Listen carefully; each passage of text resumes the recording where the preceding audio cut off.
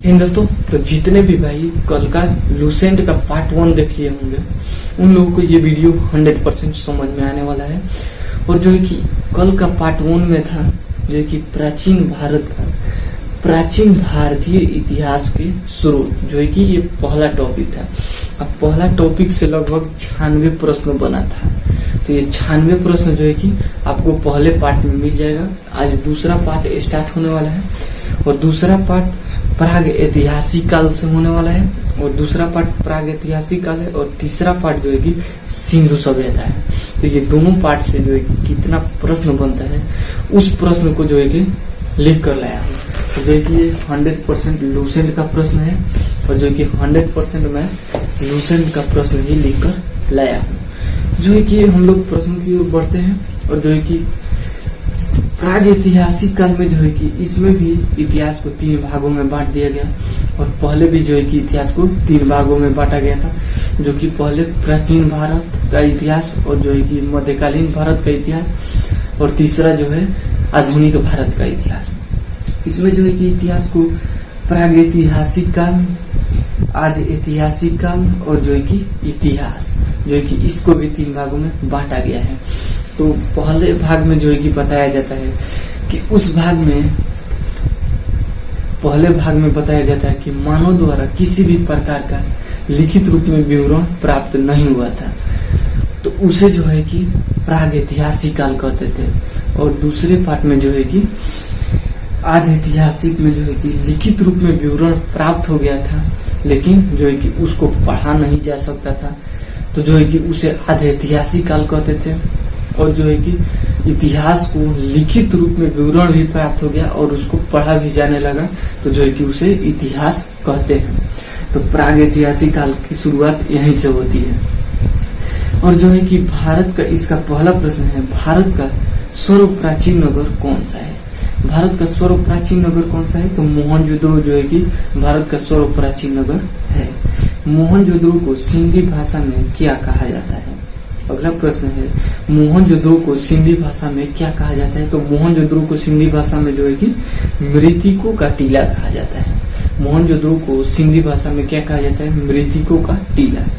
अगला प्रश्न है, भारत में पाए जाने वाला एकमात्र मानव कॉपी था श्वेत भ्रू गिब्बन था। भारत में पाए जाने वाला एकमात्र मानव कॉपी था जो कि श्वेत भ्रू गिब्बन था। अगला प्रश्न है, भारत में मनुष्य से संबंधित पहला प्रमाण किस नदी में मिला? भारत में मनुष्य से संबंधित पहला प्रमाण किस नदी में मिला? तो जो है कि नर्मदा नदी में मिला। भारत में मनुष्य से संबंधित प्रमाण जो भी मिला वो जो है कि नर्मदा नदी में मिला। तो जो है कि प्रश्न ऐसे नहीं लेकर लाया हूँ, जो है कि ये जो है कि लूसेंट का वस्तुनिष्ठ प्रश्न का किताब है, इसको आप पढ़े होंगे और नहीं पढ़े होंगे तो इसको आप जरूर पढ़िएगा। जो है कि इसको भी एनालाइज किया हूँ, तो जो है कि इसको भी पढ़ने के बाद जो है कि प्रश्न को 100% लिखा हूँ और तब जो है कि आपके पास जो है कि इस प्रश्न को लाया हूँ। तो जो है कि बढ़ते हैं अगले प्रश्न की। जो कि अगला प्रश्न है, ज्ञानी मानव को क्या कहा जाता है? ज्ञानी मानव को क्या कहा जाता है? तो होमो सेपियंस कहा जाता है। ज्ञानी मानव को होमो सेपियंस कहा जाता है। ये जो है कि साइंस में भी प्रश्न पूछे जाते हैं। अगला प्रश्न है, आग का आविष्कार किस काल में हुआ? आग का आविष्कार जो है कि पूरा पाषाण काल में हुआ। आग का आविष्कार किस काल में हुआ? पूरा पाषाण काल में हुआ। आग का आविष्कार कैसे हुआ? तो जो है कि जंगलों में जो है कि आंधी आ गई थी और आंधी आने के कारण जो है कि पेड़ों का टकराव आपस में बढ़ गया और पेड़ों का टकराव बढ़ने के कारण जो है कि आग लग गई और आग की उत्पत्ति जो है कि वहीं से हो गई। तो जो है कि पूरा पाषाण काल में जो है कि आग की उत्पत्ति हुई। अगला प्रश्न है, पहिए का आविष्कार किस काल में हुआ? तो पहिए का आविष्कार जो है कि नवपाषाण काल में हुआ। पहिए का आविष्कार किस काल में हुआ? तो नवपाषाण काल में पहिए का आविष्कार हुआ।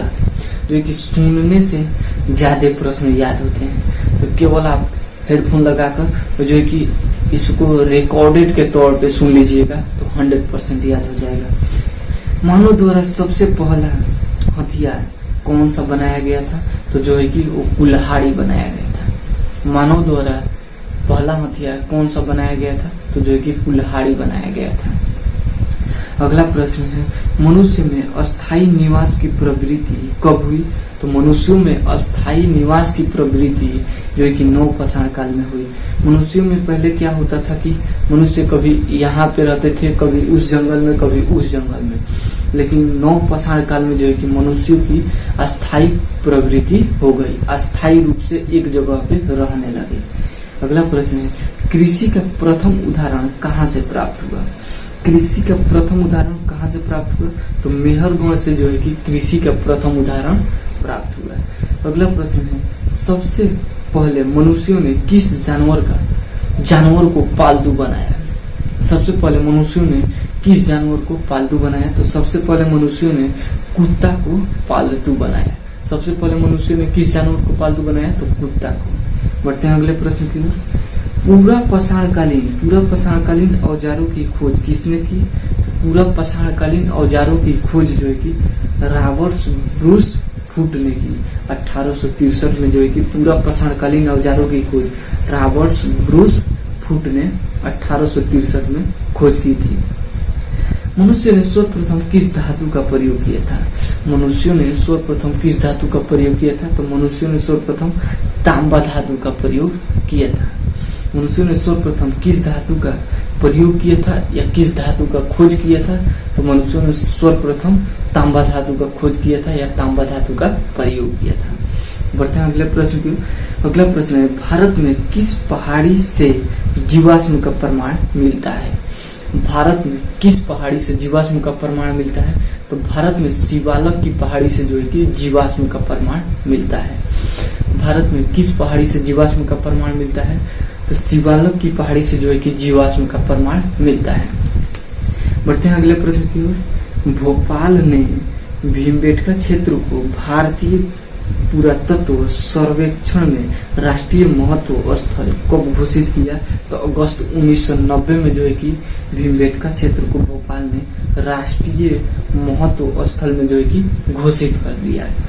बढ़ते हैं अगले प्रश्न की, जो कि अगला प्रश्न है, भीमबेटका क्षेत्र को यूनेस्को ने इसे विश्व धरोहर स्थल में कब घोषित किया? तो विश्व धरोहर स्थल में यूनेस्को ने जुलाई 2003 में घोषित कर दिया।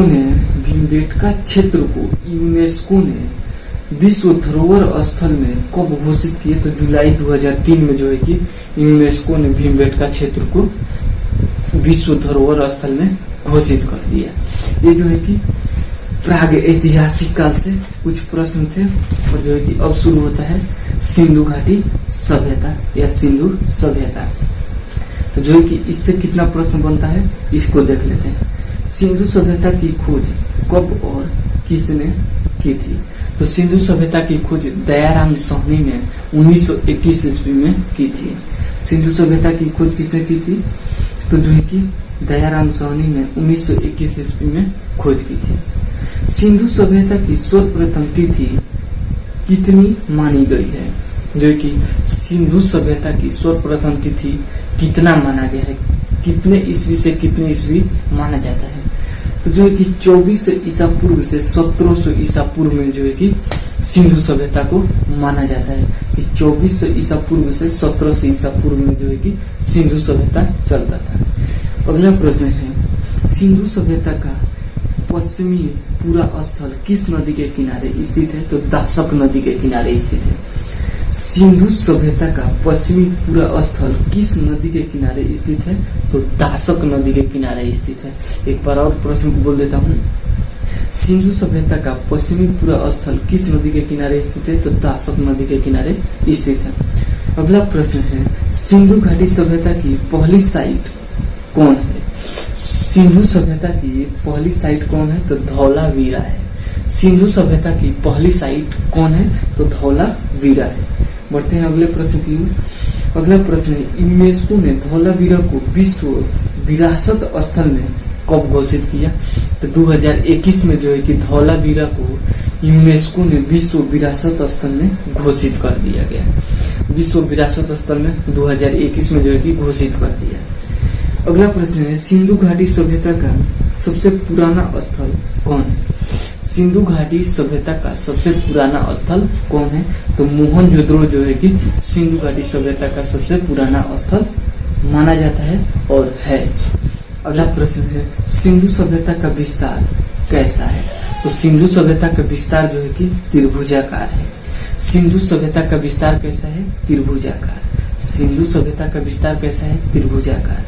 अगला प्रश्न है, रेडियो कार्बन पद्धति का खोज किसने किया? रेडियो कार्बन पद्धति का खोज किसने किया? तो B.S. ल्यू ने जो है कि रेडियो कार्बन पद्धति का खोज किया। रेडियो कार्बन पद्धति का खोज किसने किया? तो B.S. ल्यू ने रेडियो कार्बन पद्धति का खोज किया। ये अमेरिकी वैज्ञानिक था और 1946 में जो है कि रेडियो कार्बन पद्धति का खोज किया। रेडियो कार्बन पद्धति क्या है? तो किसी भी कार्बनिक पदार्थ या किसी भी पदार्थ को जो है कि चेक किया जाता है उससे कि जो है कि ये कितना साल पुराना है। और कैसे पता लगता है कि ये कितना साल पुराना है? तो इसमें जितना ही कम कार्बन की मात्रा पाई जाएगी वह पदार्थ जो है कि उतना ही पुराना पाया जाएगा और जो है कि उतना ही पुराना उसे माना जाएगा। अगला प्रश्न है, भारत में सिंधु घाटी सभ्यता की पहली साइट कौन थी? जो है कि धौलावीरा थी।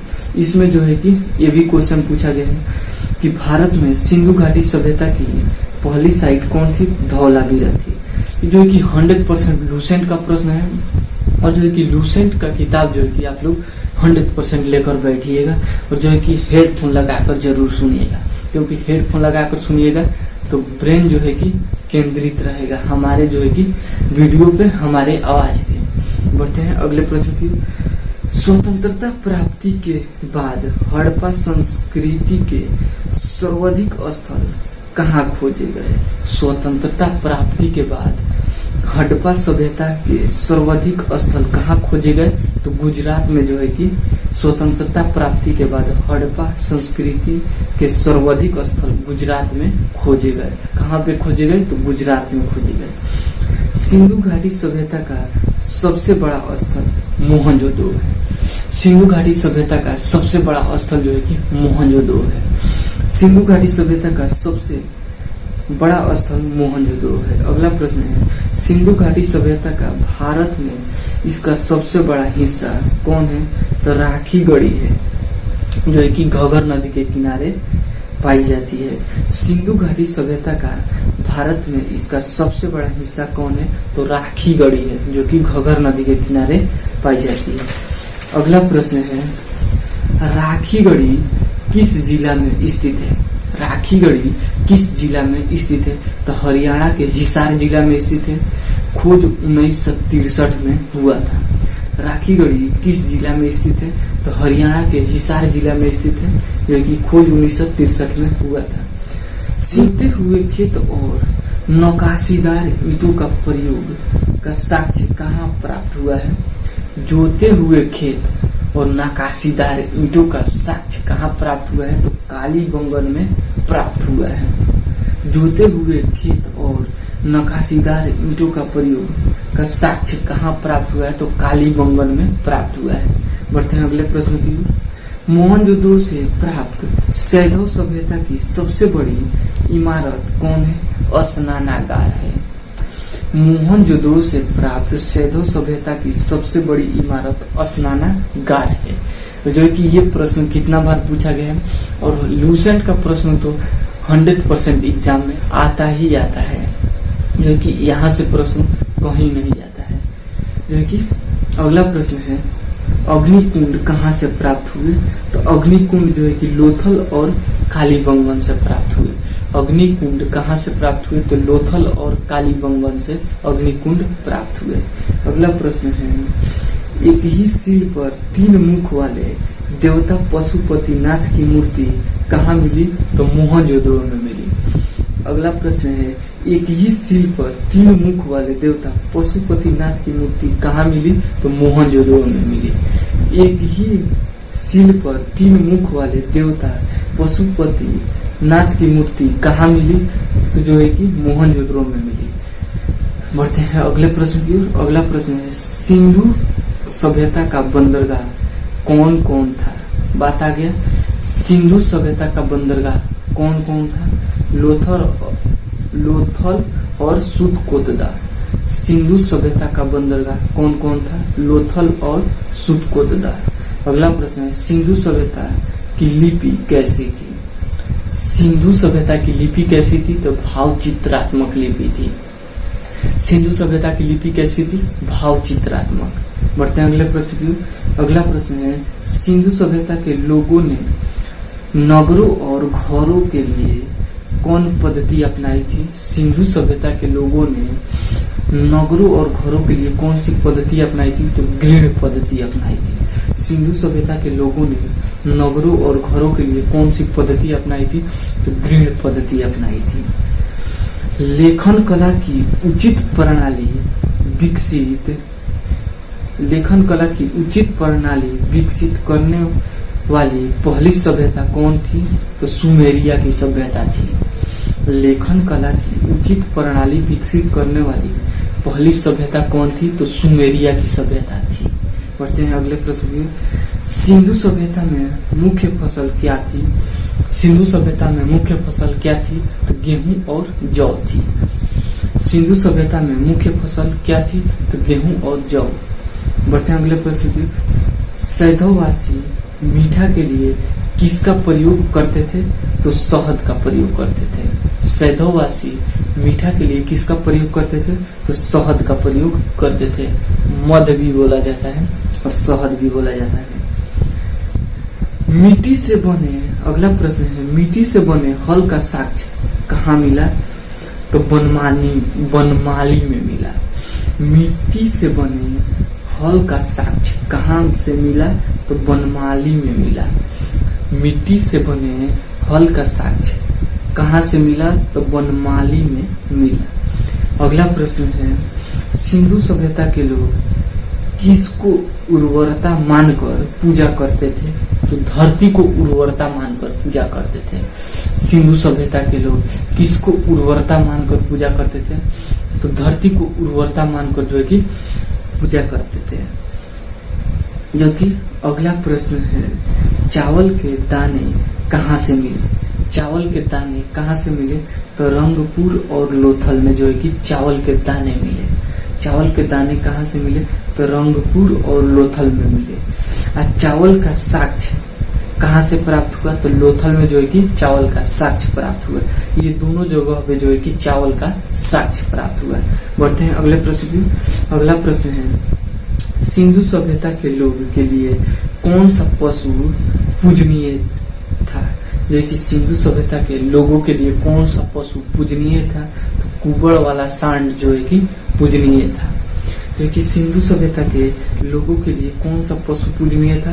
तो कुबड़ वाला सांड जो है कि पूजनीय था। अगला प्रश्न है, सिंधु सभ्यता में तौल की इकाई संभव थी? सिंधु सभ्यता में तौल की इकाई संभव थी? तो 16 के अनुपात में जो है कि तौल की इकाई संभव थी। सिंधु सभ्यता में तौल की इकाई संभव थी तो 16 अनुपात में जो है कि संभव थी। जो है कि ये 100% लूसेंट का प्रश्न है। मैं बार बार बोल रहा हूँ कि आप लोगों को भी जो है कि लूसेंट उठाकर देखना चाहिए। जो है कि बढ़ते हैं अगले प्रश्न की। अगला प्रश्न है, सैधववासी किस वस्त्र का प्रयोग करते थे? सैधववासी किस वस्त्र का प्रयोग करते थे? सूती और ऊनी वस्त्र का प्रयोग करते थे। सैधववासी किस वस्त्र का प्रयोग करते थे? ऊनी और जो है कि सूती वस्त्र का प्रयोग करते थे। सिंधु घाटी के लोग, अगला प्रश्न है, सिंधु घाटी के लोग किससे परिचित नहीं थे? सिंधु घाटी के लोग किससे परिचित नहीं थे? तो तलवार से जो है कि परिचित नहीं थे। सिंधु घाटी के लोग किससे परिचित नहीं थे? तलवार से परिचित नहीं थे। अगला प्रश्न है, पर्दा प्रथा एवं वेश्यावृत्ति कहाँ प्रचलित थी? पर्दा प्रथा एवं वेश्यावृत्ति कहाँ प्रचलित थी? तो जो है कि सैधव सभ्यता में जो है कि प्रचलित थी।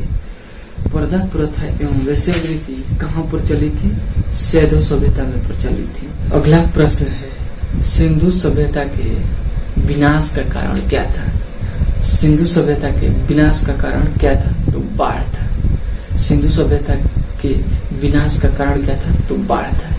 तो जो है कि आज जो है कि लूसेंट का ये 2 टॉपिक था, प्रागैतिहासिक काल और जो है कि सिंधु सभ्यता। और जो है कि ये दोनों प्रश्न से जो है कि लगभग पूरा प्रश्न जो है कि इसमें का कवर कर लिया गया है। और जो है कि इसका तीसरा पार्ट जो है कि अगले चौथे जो है कि टॉपिक पे आने वाला है। तो जो है कि ये जितना भी प्रश्न है लूसेंट का प्रश्न है, और जो है कि लूसेंट से हर एक एग्जाम में प्रश्न पूछा जाता है। तो इसी के साथ मिलेंगे नेक्स्ट वीडियो में।